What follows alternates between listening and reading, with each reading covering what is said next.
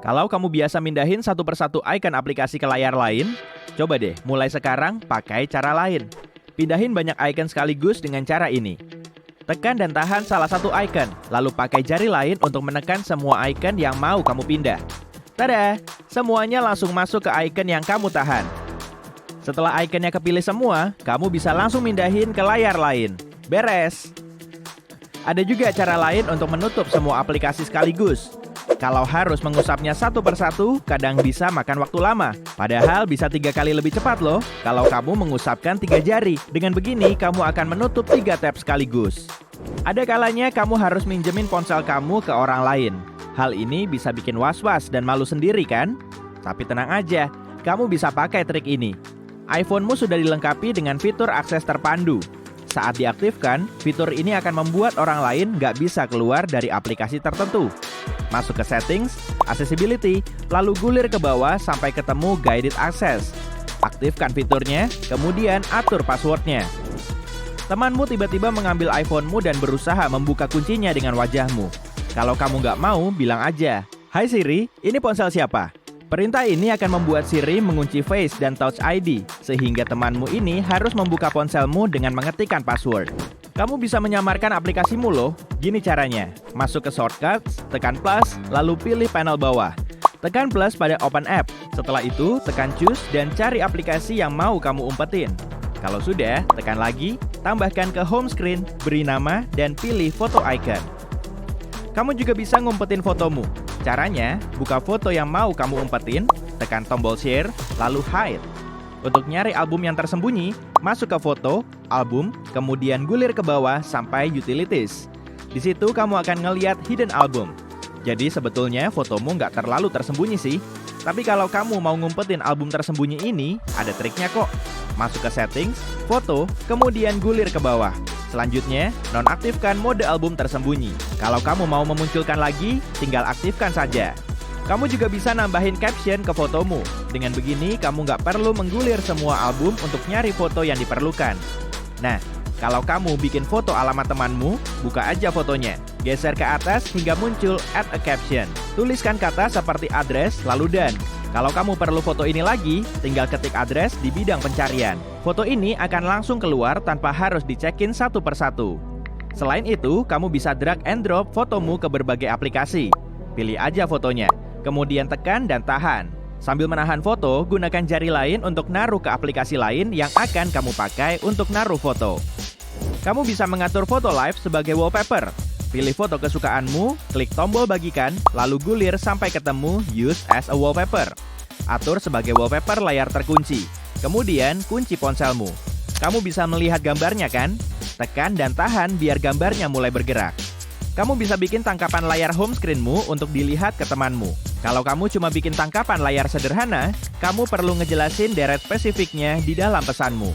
Tapi sekarang udah nggak begitu lagi. Saat masuk ke editing mode, tekan tombol plus, lalu kaca pembesar.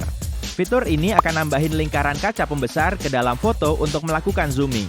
Atur aja ukuran dan sudut pembesarannya untuk memperjelas detail pada tangkapan layar. Di Safari, kamu bisa bikin tangkapan layar satu halaman sekaligus, jadi nggak cuma sebagian aja.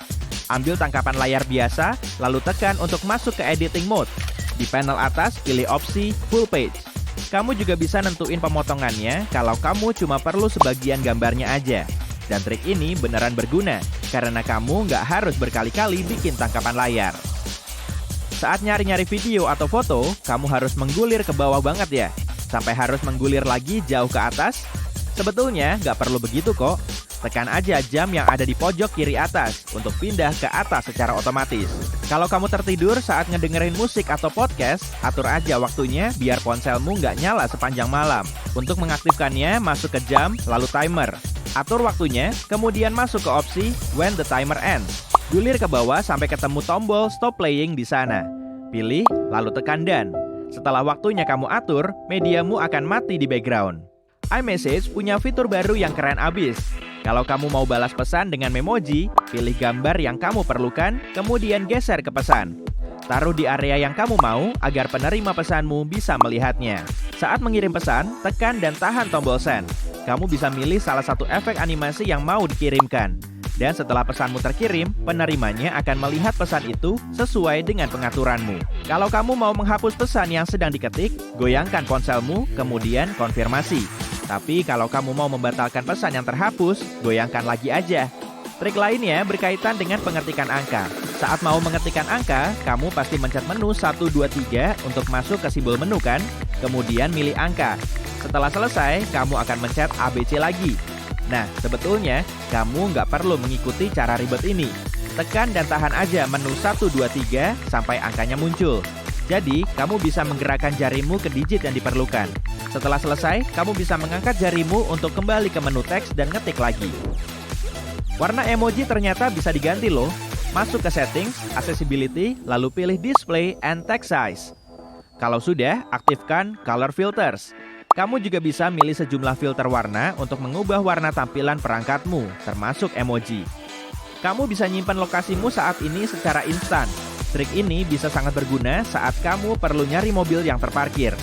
Lokasimu bisa disimpan cuma dengan ujung jarimu. Gini caranya. Tekan dan tahan icon peta, kemudian pilih Mark My Location dari menu yang muncul. Lokasimu akan tercatat, dan nantinya kamu bisa tahu lokasimu ini. Kamu bisa scan teks yang kamu lihat dengan ponsel. Masuk ke Notes, tekan opsi ini di tengah, hingga layarmu terpisah menjadi 2. Scan teks yang kamu inginkan, kemudian, tada! Teksnya langsung pindah ke ponselmu. Kamu udah tahu trik ini belum nih?